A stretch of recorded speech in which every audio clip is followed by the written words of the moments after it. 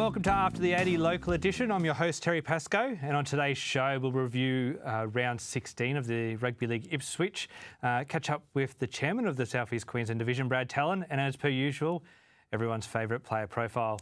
Joining me each and every week is Anthony Bomber Breeze. Thank you very much. No, good to be here. There's some good action on the weekend there. We're heading towards finals in a few weeks' time, so all teams are trying to get their positions on the ladder.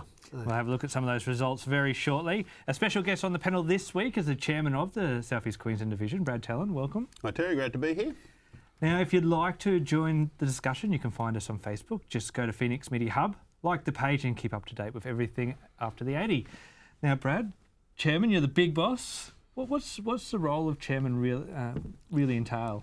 Look, it's probably changed over time as we've got more and more employees into the game. The role of the volunteers in the game is probably now more around strategy rather than operations. We've now got a lot of people in place to run the operations, so it's trying to make sure that over the division overall, Brisbane, Gold Coast and Ipswich adopts a common approach and then also represent those divisions, those leagues, through to the QRL board.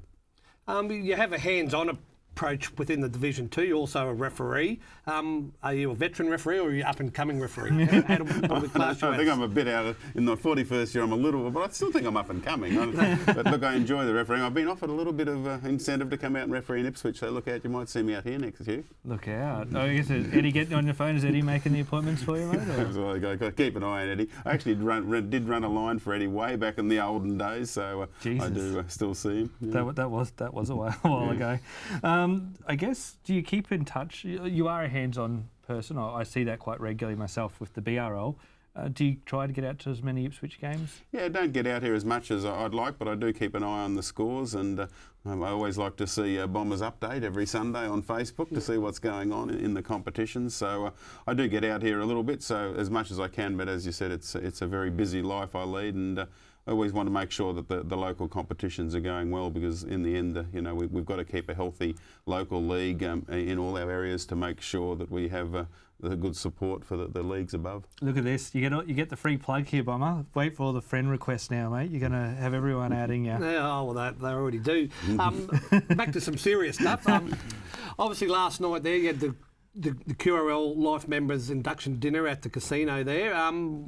What came out of that? I believe there was an Ipswich inductee. Yeah, Peter Betros, obviously a long-term Ipswich referee. Talking about referees, did 9 grand finals up here, I understand, over 400 games in the Ipswich comp, and he's had a lifelong involvement with rugby league. Of course, went right through to be chair of the QRL for 4 years, and was a long-time representative of the division for this area in Ipswich, and really a worthwhile recipient of life membership, along with, unfortunately, posthumously, Terry McEnroth, who was awarded life membership but obviously passed away earlier this year. But 2 great recipients, and particularly, I've worked closely with Peter over a long period of time. I was his finance director in the division for some time, and it's great to see him recognised for his contribution to the game. Now, obviously, it's evolving times with the media landscape, social media in particular.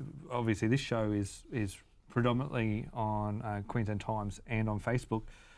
I know you've been quite innovative with the BRL, with In Safe Hands, getting all the live streams out.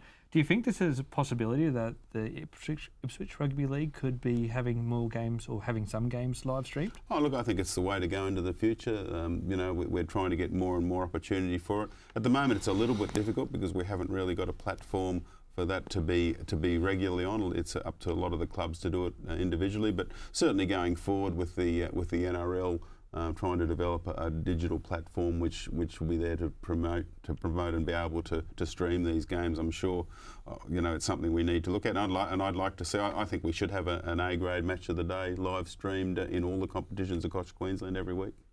Obviously, the women's competition there, you've been around since it was the inception there, when it was only little. Now it's involved, it's getting bigger and bigger. Where do you see that sitting at? We've got a team in Ipswich, obviously, where a couple of Gillaroos do play, Brittany Briley and Ali Brigginshaw.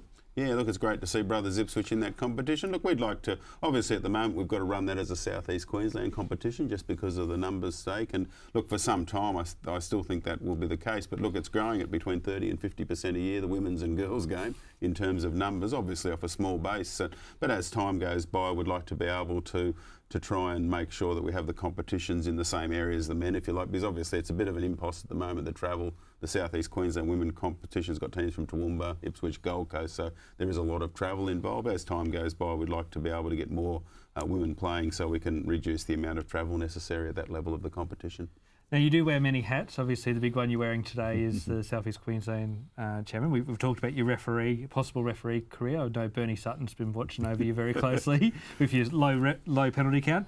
I guess, what's the one that you do like the most? Like, is there, when you're doing the stats, you've been out to go and watch it, or it's just being a part of the game? Oh, look, I love being a part of the game and contributing. It's been a big part of my life ever since I used to come with Mum and Dad to Lang Park every Sunday. We lived on the Gold Coast. I used to play under the Frank Burke stand when initially, but look, got involved with the game. Then I love, actually, to be fair, I love the refereeing. Getting out and doing a game each week gets you out in touch with the grassroots people and see what's going on at the game out at that level. And I think that helps staying in touch to find out what the issues are around the game.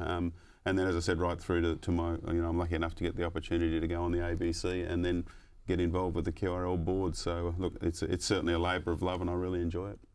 Obviously, this is a tough question. I don't know whether you can answer it all. You had a birthday last week. What type of cake did you get? You get a magpie for the South slogan or a whistle or something for your birthday? I vary it round a little bit. Just a plain and simple one this year, but yeah, I have actually had my 21st. I did have a magpie cake, a football cake with a magpie on it. To tell you the truth. Do you still have a soft spot there for South? Oh, absolutely. I've been a mag. When I used to be refereeing, they used to call me Magpie, and I always used to clash with Eddie Ward. South's never won a grand final under Eddie. I keep reminding him. I keep reminding him of that. But yeah, look, I started following them in the days when they brought the Fijians out, Vola Vola and Batabasaga and Goot and Y, and loved the style of footy they played under with my favourite 5'8" of all time, Graham Atherton, and I've followed them ever since and thoroughly enjoyed being involved with them over the years. And the great Malmaninga. Yeah, of course, we were very lucky to have those players like Mel Meninga, Gary Belcher. A lot of them went to Canberra, and I was fortunate enough to get down to that 1989 grand final that featured a lot of those ex-South players in what a lot of people still say was the greatest grand final of all time. If you look back at your time in rugby league as a director or administrator and as a referee and whatnot, and a spectator of the game, is there one moment that really you remember was always stuck with you? Yeah, 1981. Mick Reardon scoring in the corner against Redcliffe in the grand final. Funnily enough, Wally Lewis, it was his first media stint. I was working in the ABC box. Wally was sitting behind me. I jumped off my chair and knocked Wally over because Valleys had missed the finals. But that stuck with me. I think that was my most memorable moment in rugby league was South winning the grand final against Redcliffe. And you're the longest serving casual employee of the ABC as well? Yeah, I've got over 45 years now. I started running results at the surf titles at Burleigh back in whatever 45 years ago is, and yeah, it's been thoroughly enjoyed that. And actually, I was talking, Arthur Denovan rang yesterday. He's still around for those of you who used to follow Arthur, and he invited me to his birthday party later in the year. And I love working with Arthur, and then had the opportunity to work with some fantastic personalities at the ABC over those times. And it's very interesting that you didn't mention the 2008 grand final, so that very wise words. That was always a certainty. All right, round 16 is completed over the weekend. Let's take a look at some of the results. We'll start with the under-19s. Bomber, we got a draw. Actually, I'll go to Brad on this one. We see this quite a lot, obviously, in the In-Safe Hands Cup, but even in the Ipswich competition, we're seeing a lot of draws. We need to bring in Golden Point. Yeah, it's always a bit of a problem. I think we always worry about the time later on. It's more a time issue. You don't want to be playing the last game at midnight if we have too many. But it's great to see close results right across the competitions, right through the South East Division. And a huge win for Brothers over Rosewood. Yeah. Well, obviously Brothers, they're the top team. They've only lost one all year, and Rosewood down in the bottom, and obviously West End 30-4 over Fassifern, who are down towards the bottom, so the cream's starting to rise to the top. All right, well, let's have a look at the competition ladder after these results. And yeah, like you said, Brothers up there. It's pretty secure top. Well, the top two are right, but I guess you've still got a couple of teams that can still make it. Well, obviously West End North and the Cobras they're battling for the last two positions there, so one of them's going to miss out. So the coming weeks very important for them three sides. All right, let's have a look at the reserve grade results, and unfortunate for Rosewood. I've got a bit of a soft spot for the Roosters now, seeing what they're trying to do. So it's unfortunate that Brothers got the wood over them. Yeah, well, obviously, Brothers is a top team in this competition there. They did play at home there. They'll obviously be disappointed. Brothers got out to a bit of a lead there, and obviously they just couldn't peg them back, unfortunately. So. All right, let's have a look at the results after, or the competition ladder, I should say, after this one. Now, again, it's almost pretty locked in, the top four. You know, you still got Rosewood still got a chance, but you'd say the rest have pretty much gone. Yeah, well, probably the top three there have probably guaranteed a position. You've got Swiss Rosewood and Goodner at a pinch there still that can make that final position. All right, now let's have a look at the A-grade competition. Now, this is very much a close competition, some really close results. It was good to see Norse get the win over the Cobras. Yeah, well, the big Norse game there, the Cobras got away to a good start. They scored the first try through Godfrey Oatkott in the first minute. So, but then after that, Norse got a bit of the ball. So, well, let's have a look at the footage from that game, the Eastern Norse, and you're right. Look at the speed here. This is incredible. Yeah, this is Godfrey Oatkott. This was the first minute of the game too, so it was a good start by the Cobras there. And like I said, North's got a bit more of the ball. They scored the next two tries there, and going into half time, North had an 18-12 lead, so the game was still in the balance. And as you mentioned, Cobras were first to score in the after the half time break as well. Yeah, they scored the first try after that there, but then North hit back, and then after 68 minutes of this game, it was 24-22 to North. So. There's a nighttime game, Brad. Is there a way that the competition wants to play? Like, they want more Saturday night games, or is it more Sunday afternoons? Oh, look, we're happy for it to the local clubs to make the decision. We've tried it. Even I notice in Brisbane at the moment, we're trying to.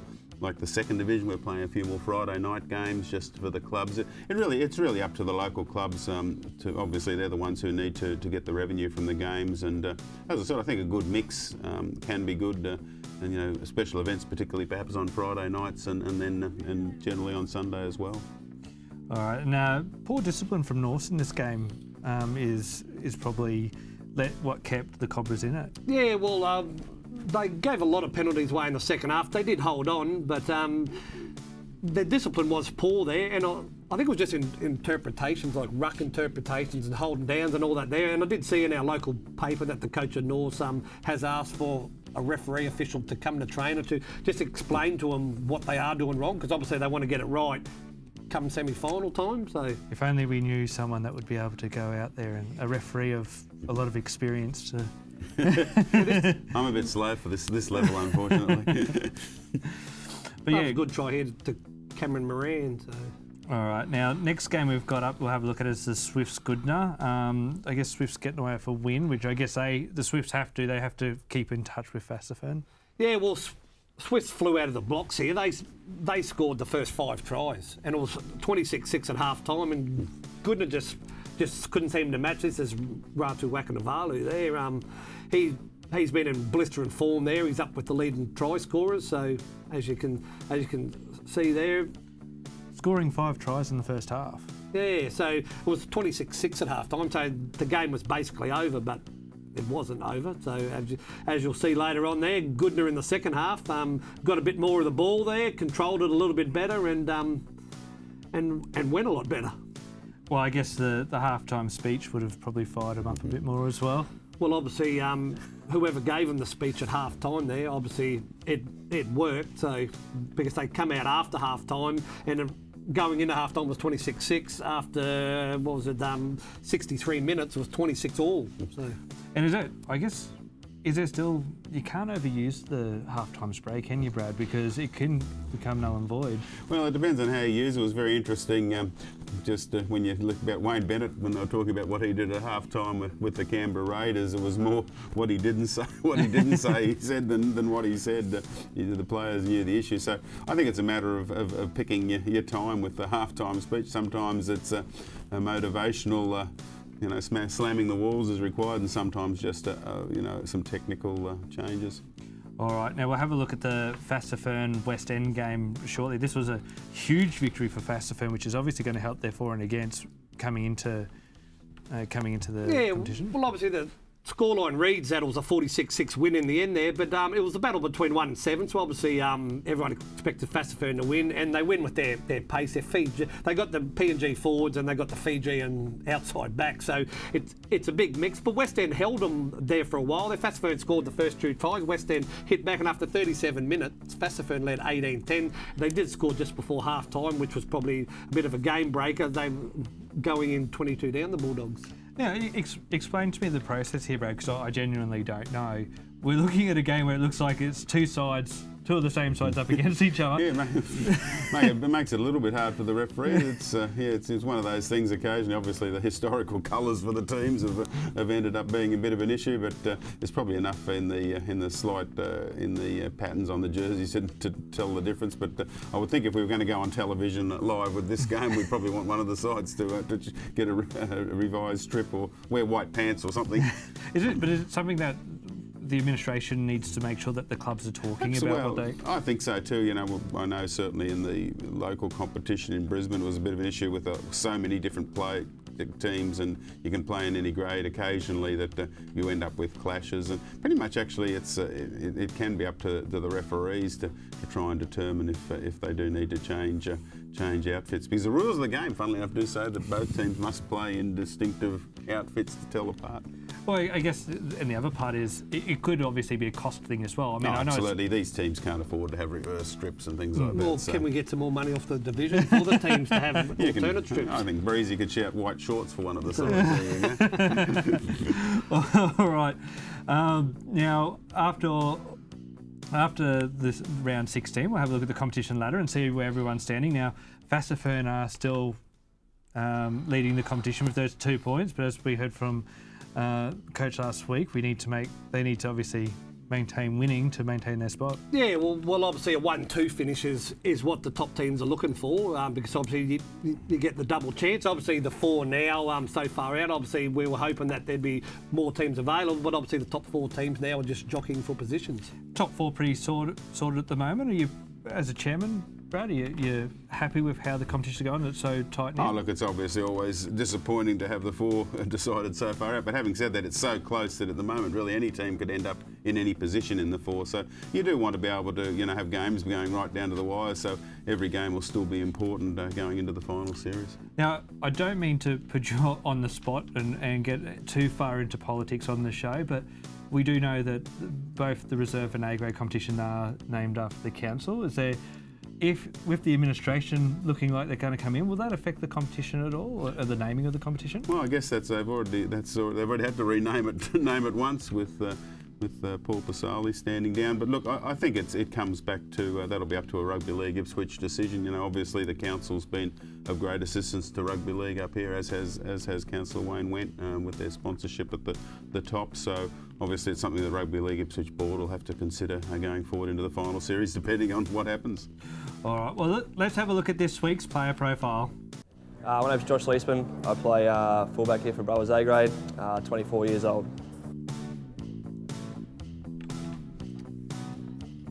I started playing here when I was 6 years old, played up until under 14s, then went and played school rugby for Ipswich Grammar School. Then came back under 18s, Tyrone Day coached me, and then played ever since. So.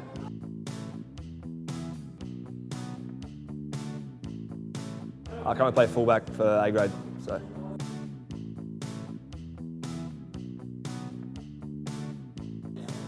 On the field, probably winning a couple of Deno's days. We had Deno's Day on the weekend. It's always against Norths, which is a big game for the club.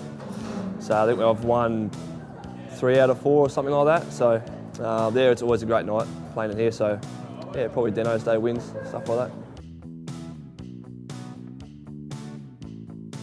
Fan of Darren Lockyer. I used to have a poster in my room of Darren Lockyer. So yeah, he inspired me a lot.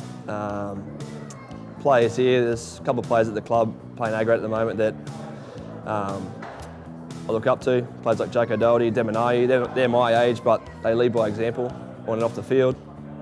Players gone by like Nat Creedy. Always be positive, try your hardest. Talent gets you places, but hard work gets you there in the end. So if you don't make a team, don't get bitter, get better, I guess. Just try your best and have fun. As long as you love your footy, he'd be right.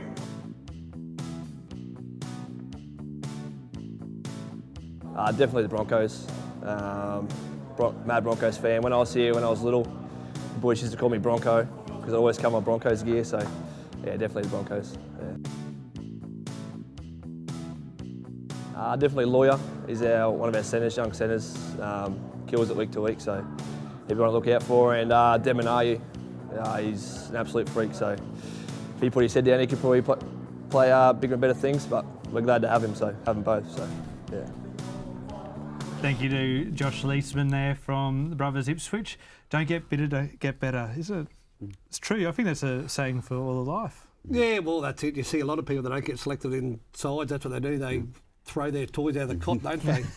Well, you see that all through ranks, not just players, coaches, everyone else. Oh, that's absolutely right, and it's how you react to those just moments of disappointment that define you in the end, I think. All right, well, let's have a look at this weekend's games in the round 17. A few must-wins here, you'd say? Yeah, well, the different one, like I said, the Fassifer and Swifts game. That's a top of the table clash. So obviously, if Swifts win there, they'll go to equal points as Fassifer. If Fassifer win, they might just wrap up the minor premiership. So, and then some other games there. Like no games are easy there. Obviously, the Goodna game, they're out of it now. They're playing Cobras there. They've got an Indigenous Day down there this weekend, so obviously that'll be important to them. And Brothers and West End games are always physical clashes there at Blue Ribbon Motors Field. And obviously Rosewood, this is a must-win for Rosewood. They really need to make an impact in that reserve grade competition. Well, if from the ladder before, Rosewood are 5th, Norths are 4th. So they'll jump over the top of them. So it's a must-win game for Rosewood, must-win game for Norths too. But Brad, is there a game that takes your interest? Oh, I think certainly the Fassifer Swifts game, as you said, top of the table clash, and could go a long way towards deciding the minor premiership.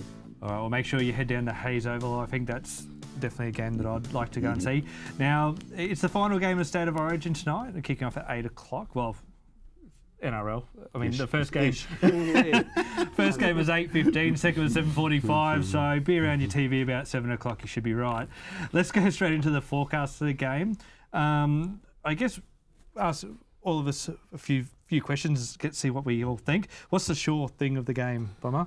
Well, being a Blues supporter, I'd like to say a Blues win, but I'll say that Billy Slater will score a try tonight. That's your sure thing, Brad. What's your sure thing? James Maloney will get penalised. That's it, come on. That's not a big call. I was going to say, my sure thing is there'll be a referee debate about an interpretation for sure. It always is every Origin. Most at stake, Brad. Look, I think Queensland. I mean, a 3-0 whitewash. No one wants. They're so rare. There was only in Queensland's dominating period, there was only one 3-0 whitewash, and it's obviously a long time, 2000, since Queensland have been beaten 3-0 in a series, and they certainly won't want to be beaten 3-0 tonight. So 3-0 tonight. So I think it is. I think Queensland probably has more at stake. And I think Kevin Walters is probably the only one on the staff that was familiar with 3-0 whitewash. Yeah, it's quite incredible, isn't it? When you think that. What's yours? I think the most at stake is there's several Queensland players tonight that could be playing for their Origin future. Another bad game, and they mightn't have their name read out for game 1 next year. I definitely think most at stake's the Queensland pride, but I guess you got to remember the games have been close. It hasn't like game 1 last year was a thumping against Queensland, where this year all the games have been quite close. So I guess, yeah, Queensland pride, but I guess you are right. There's a lot of people's positions at stake, and I think this will really see how, especially DCE, I've never seen a half under more pressure than DCE. Doomsday scenario, Bomber? Doomsday scenario is Queensland to get flogged and Billy Slater not to get sent out how he should be. He's probably one of the greatest fullbacks we've ever produced in rugby league, so hopefully it doesn't happen, but that'd be a bad thing for Queensland.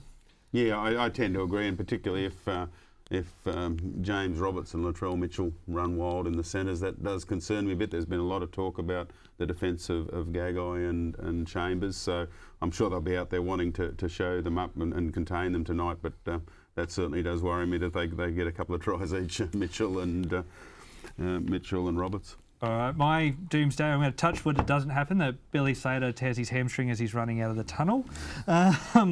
Perfect scenario. The perfect scenario is Queensland Queensland to go down 3-0 or New South Wales to win 3-0. That's the perfect one. Perfect scenario, Brad. Oh, look, I think, well, I've tipped Queensland by 12, so for me it's Queensland win by 12, and the last 6 points are converted try to Billy Slater. Score the try and kicks the goal. Yeah, that's right. That'd do me. That's right. Queensland. I'm going to say Queensland wins a perfect scenario of Billy Slater scoring. I do like that one. And who do you think is going to be the first try scorer? Well, look, I think Queensland will score first, and given 10 of their last 12 tries have been by their wingers, I'm going to go with Valentine Holmes to score the first try. What about you? And I'll go for Josh Addo-Carr out in the wing for New South Wales. Like you mentioned, they've got a lot of speed, and if Latrell and Josh Roberts can get over the top, if he's got a clear run of the line, I don't think anyone in Queensland is going to catch him. I was really torn on this question because as a Queenslander, I want to pick a Queenslander, but James Tedesco in that middle, breaking the line, I think that's a real threat. But I'm going to stick with your free Brad, but I'm going to go the other winger. I'm going to go Corey Oates. So I'm going to hinge my bets. He's in good form at the moment, Corey Oates, and he'll be desperate to get across the line. A second rower in a winger's jersey. He's, as Wayne Bennett said, he's not a second rower, he's a winger. Well, he said if he plays second row, he won't be getting an Origin jersey. So I was going to say he's got to make a lot more tackles in the middle, though, if he's going to be playing the forward pack. All right, well, that's all the time we have for After the 80 Local Edition this week. Brad, thank you very much for your time. Yeah, been a pleasure. Great to be here. All right, and Bomber, as per usual, thanks for everything. No, it's always good to be here. Just before we go, just a quick shout out to Chris Ash and the St Peter Clover boys from Ipswich there, the confraternity there. They made the final. Unfortunately, they got beaten up there by St Mary's, but it was a great effort by the boys. All right. Obviously, the last thing I want to touch on is that the shirt I'm wearing is from Bandara Clothing. It was the artwork was done by Nathan Patterson. It's a story about past, present, and future. It is an Origin theme, so if you do like it, they've got plenty of lovely Indigenous artwork on there. So, especially being NAIDOC week, go and have a look on their website. They're reasonably priced too. It's actually quite cheap. For more updates, make sure you like us on Facebook, Phoenix Media Hub. I'm Terry Pascoe. Thanks for watching.